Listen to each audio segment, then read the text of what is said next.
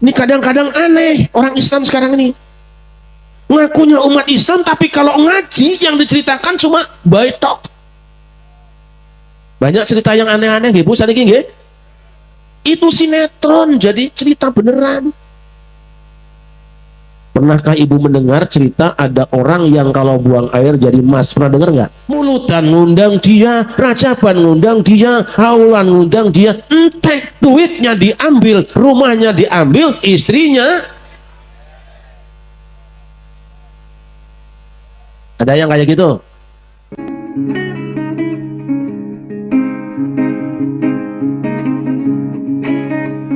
Kalau sudah kemasukan orang-orang seperti ini yang sebenarnya punya ideologi berbeda, punya kepentingan berbeda, masuk di dalamnya, dikasih posisi, hancur organisasi, saudara-saudara.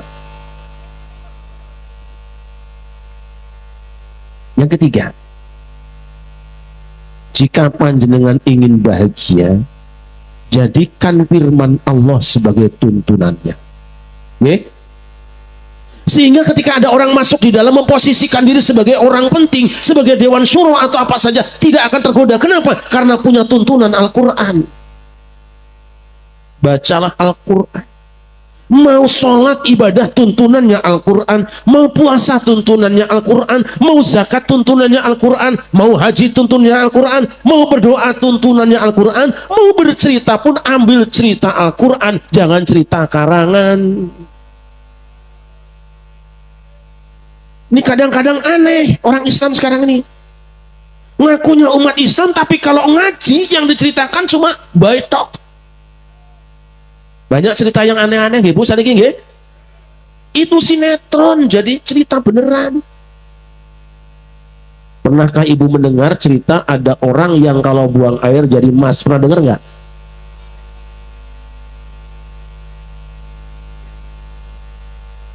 Pernah nggak ibu dengar cerita ada orang yang bisa mi'raj 70 kali dalam sehari? Pernah nggak? Percaya apa mboten? Percaya mboten? Kanjeng Nabi kurpisan kok. Ada orang yang bercerita bahwa kakekku bisa nurunkan emas dari langit. Pernah dengar? Percaya mboten?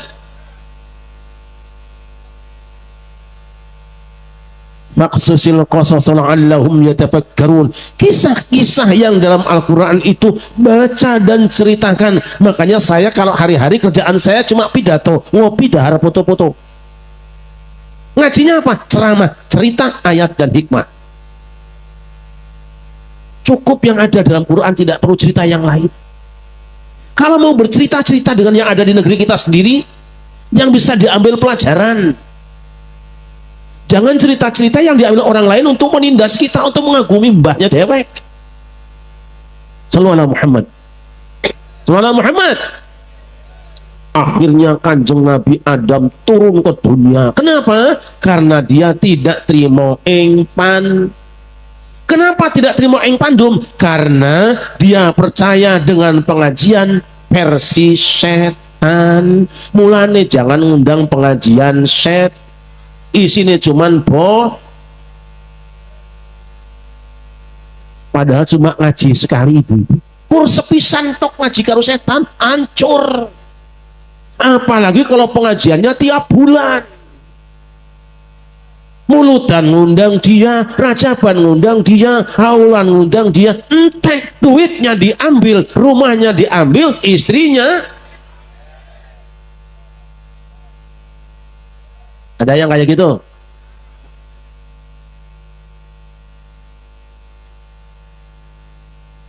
Hamba Allah yang dimuliakan. Ini semua karena godaan pengajian yang menyimpang dari ayat.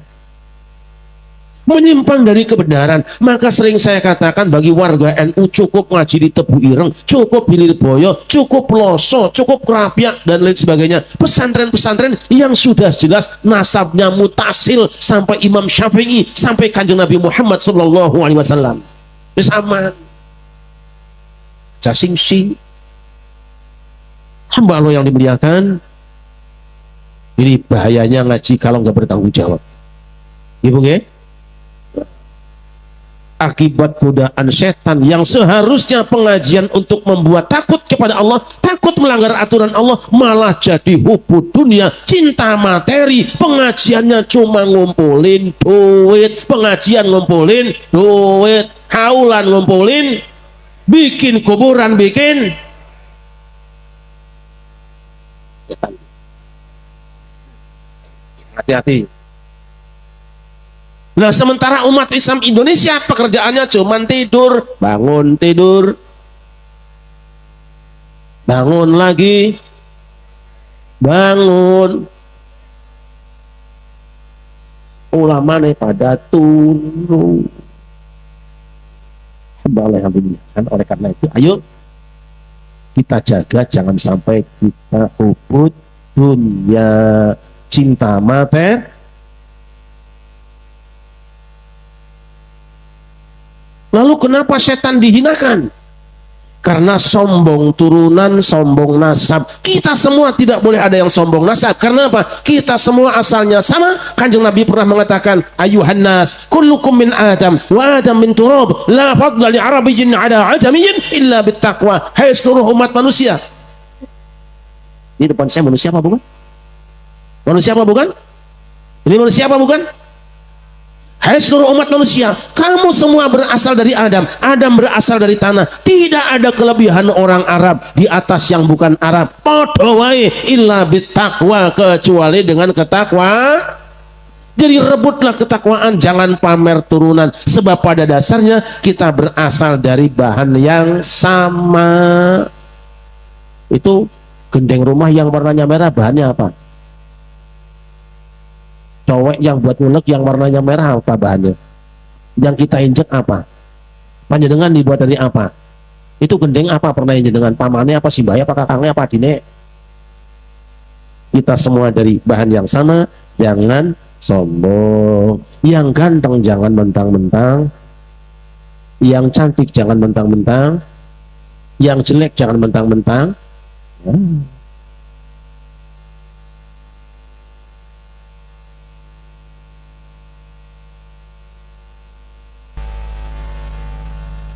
Cukup apa lanjut? Lanjut Pak, cukup? Sallallahu alaihi Muhammad.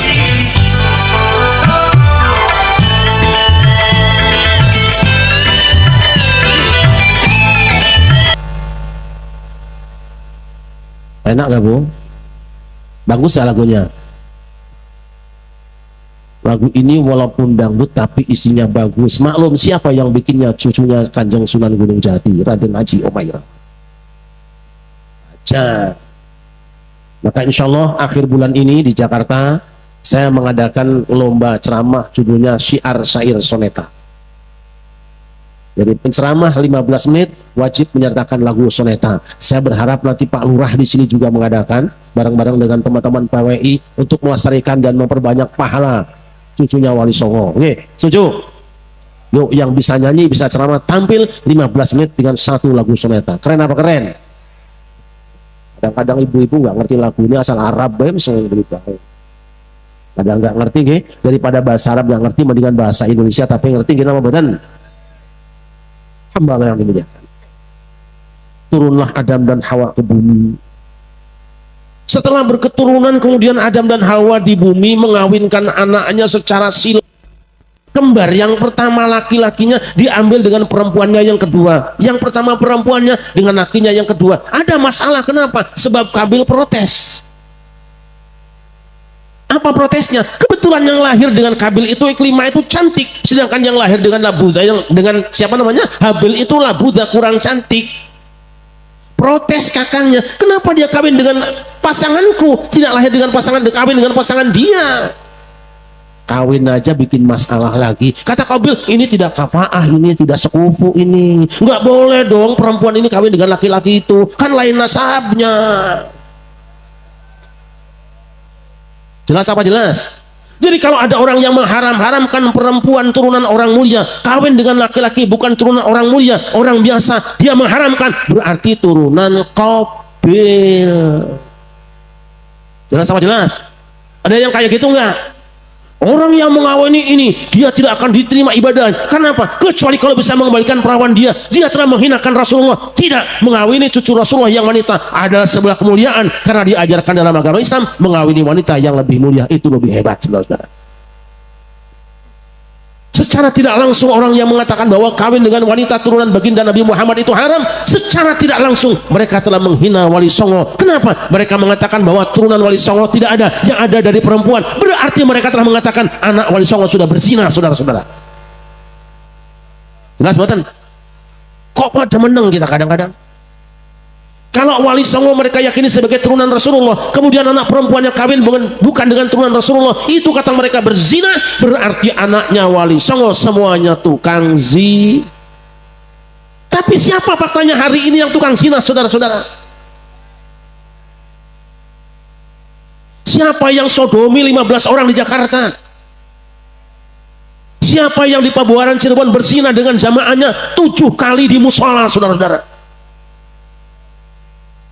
Siapa yang di Jepara menzinai 30 orang santrinya? Siapa? Bukan anaknya Wali Songo, bukan turunannya Wali Songo, tapi turunan orang yang ngaku-ngaku suci. Sallallahu Muhammad. Hamba yang dimuliakan, urusan kawin aja ribut mereka. Untunglah para ulama mula ngaji di pondok-pondok. Kita bisa duduk bersama di sini. Tidak ada yang merasa hina. Kita tidak tahu nanti nasibnya seperti apa. Wis selesai kisah Kanjeng Nabi Adam, akhirnya terjadi pembunuhan karena skandal asmara. Qabil yang tetap mempertahankan ingin kawin dengan dia, tidak mau kawin dengan adiknya karena sudah di bawahnya. Sementara adiknya yang laki-laki dihina karena kawin dengan teman lahirnya. Inilah awal persoalan masalah kafaah. Kalau kita bahas cukup panjang, tetapi cukup dalil buat kita semua. Kalau keturunannya Kanjeng Nabi menikah dengan yang bukan turunan Kanjeng Nabi haram, kenapa Kanjeng Nabi menikahkan putrinya Fatimah dengan Ali bin Abi Thalib, sedangkan Ali itu bukan anaknya sendiri? Belum ke bawahnya nanti cukup banyak, saudara-saudara. Kenapa, saudara? Memang kawin itu kalau bisa lengkap 4, ada perempuan kaya, cantik, turunan orang baik, berprestasi, kalau ada. Tapi kan nyari orang kayak gini susah. Ada yang cantik wajahnya, jelek agamanya. Ada yang bagus banget agamanya, wajahnya 2,5. Tapi Nabi mengajarkan fadfar bidzatiddin. Pilih agamanya, jangan rewel soal nasabnya, jangan rewel soal hartanya, jangan rewel soal kekayaannya, jangan rewel soal jabatan dan kehormatannya. Rebut agamanya. Fadfar bidzatiddin taribat yadak. Pilih agamanya. Soal wajah bisa mungkin kurang cantik, tutupin pakai wajah gendang film. Masih kelihatan jelek juga, matiin lampu. Yang penting rasanya, Bu. Kadang-kadang kita ini fanatik dengan merek, saudara-saudara. Beli sepeda mereknya Gazelle seri 11 tapi rantainya putus, nggak ada gunanya. Mendingan sepeda mini rantainya bagus, bannya nggak kempes, remnya pakem, enak. Walaupun sepeda mini, memang kalau buat pajangan Gazelle seri 11 pajangan toh. Hamba yang dimuliakan. Apalagi Kanjeng Nabi Adam juga melanggar firman Allah karena godaan setan. Setan melanggar firman Allah karena kesombongan. Beda. Orang yang sombong, orang yang pamer nasab, berat ampunannya di sisi Allah Subhanahu wa Ta'ala. Sebab apa? Seakan-akan dia merasa lebih mulia di hadapan Allah. 2000 tahun koloni iblis beribadah pada Allah, hilang nilai ibadahnya. Apalagi cuman selawatan, apalagi cuman hadrohan, apalagi cuman zikiran. Habis ganjaranmu karena kamu pamer keturunan. Hamba yang dimuliakan. Pelajaran berikutnya,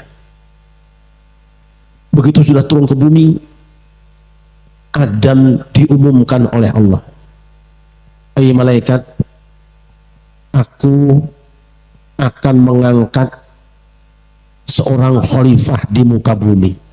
Protes lagi.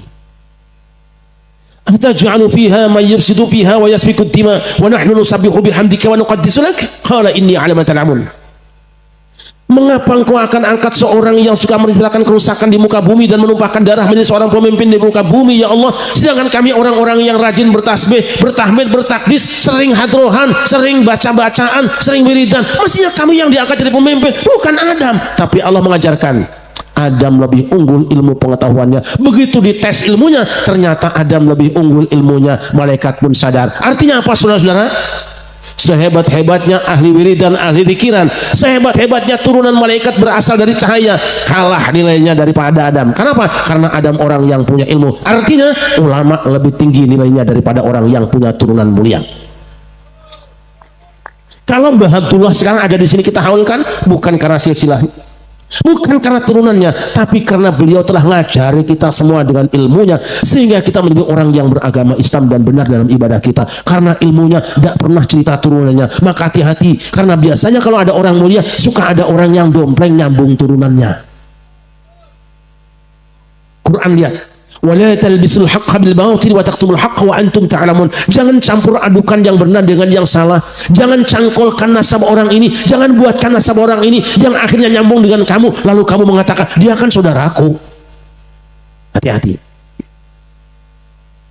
Lebih mulia Adam karena ilmunya daripada malaikat turunan cahaya.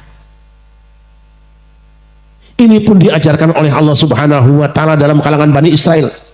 Ketika mereka akan berperang dengan Jalut dan pasukannya, karena mereka berantakan akibat pecah belah. Bani Israel yang 12 suku itu hancur berantakan, dijajah oleh Jalut. Ketika mereka akan angkat pemimpin, sang pemimpin mereka Nabi Samuel mengumumkan, Allah telah mengangkat di antara kamu seorang pemimpin, seorang panglima angkatan perang, seorang presiden, yaitu Talut. Protes Bani Israel, anna yakunu lahul mulku alina wa nahnu ahaqqu bil mulki minhu wa lam yu'ta sa'atan minal mal. Ya Allah, bagaimana kau akan angkat seorang pemimpin seperti ini? Talut yang diangkat jadi pemimpin kami, dia kan bukan turunan pemimpin dan dia tidak punya harta yang banyak. Seharusnya pemimpin itu turunan pemimpin yang lalu, imam ya anak imam yang lalu, seharusnya pemimpin banyak hartanya. Talut itu bukan anak pemimpin dan dia adalah orang kere. Jadi dari dulu sudah ada orang yang suka pamer turunan ngangkat pemimpin, maunya hanya diturun-turunkan, tidak boleh orang lain. Tapi Allah jawab, Inna Allah astafahu alaikum wa zadahu bastatan fil ilmi wal jismi. Allah mengangkat Talut jadi pemimpin bukan karena nasabnya, bukan karena hartanya, tapi dia unggul di atas rata-rata kamu dalam ilmu pengetahuan. Berarti ulama lebih mulia dari nasab. Maka aneh kalau ada orang mengatakan turunan anu 70 kiai yang alim itu lebih rendah daripada anu yang turunan walaupun gila. Bahwa turunan si anu yang bodoh lebih mulia daripada kepalanya 70 orang kiai. Agama apa yang ngajar kayak gini ya?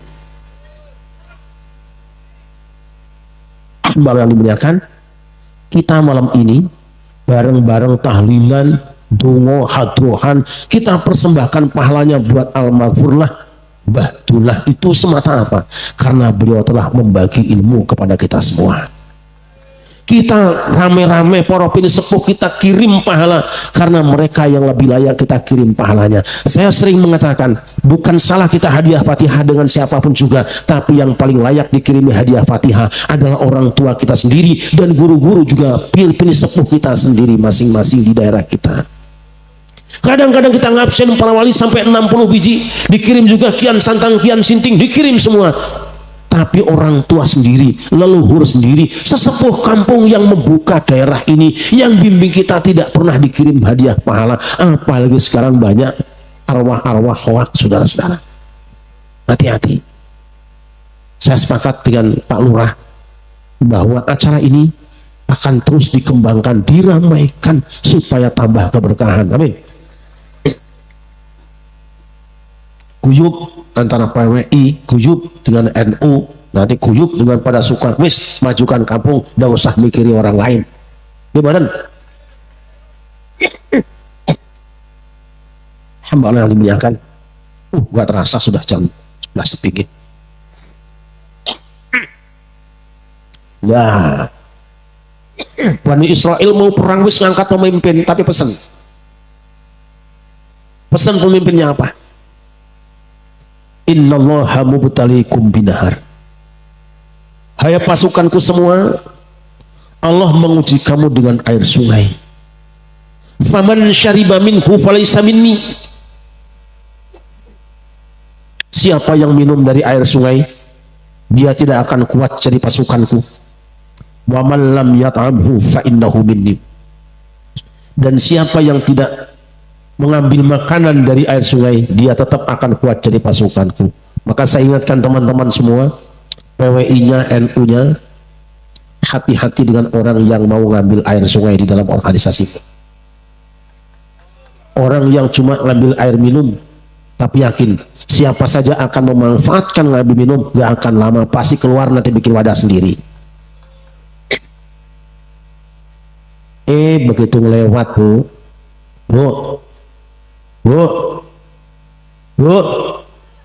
buang apa? Gue peyang penjul apa Siti sih gue lah? Siti, Salmiti mbok gue lah.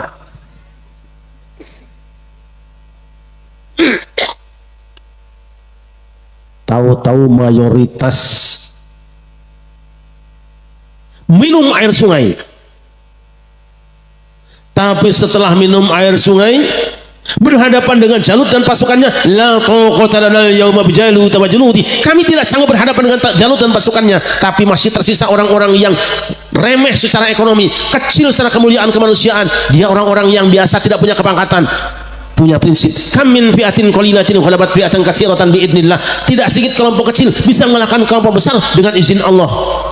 Akhirnya muncullah pemuda Daud. Ketika semua orang tidak berani berhadapan dengan Jalut dan pasukannya, muncullah pemuda Daud, anak muda. Modalnya cuma ketepel, tidak punya persenjataan yang lengkap, tapi dia maju ke depan dengan penuh keyakinan sanggup mengalahkan Jalut. Dan pada akhirnya Jalut ditembak dengan ketepelnya, mati dia. Merdekalah NKRI, Negara Kesatuan Rakyat Israel. Wahai teman-teman sekalian, wahai anggota PWI, jangan bermimpi kamu akan dipimpin oleh pasukan besar yang dipimpin ketua umummu. Cukup anak muda maju, kalian akan memperoleh kemenangan.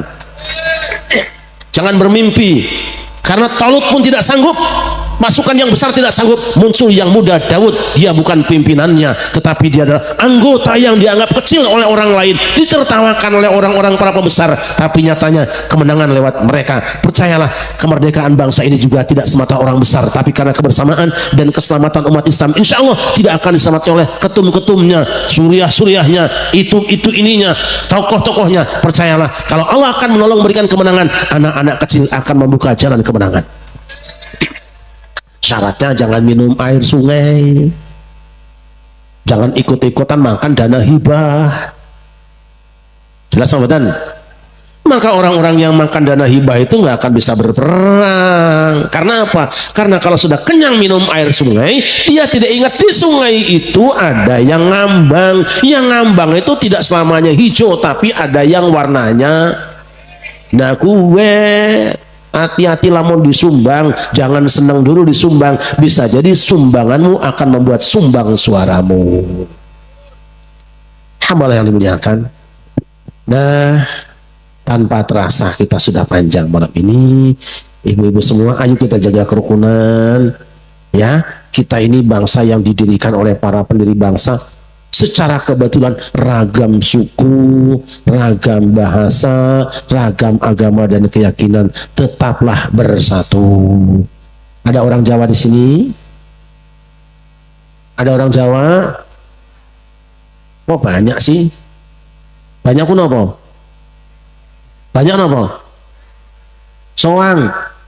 Ada orang Jawa, ada orang Sunda, ada orang Madura, anak orang Cirebon sing enek, anak apa nggih? Yuk Allah jadikan kita berbeda-beda, tapi kita Bhinneka Tunggal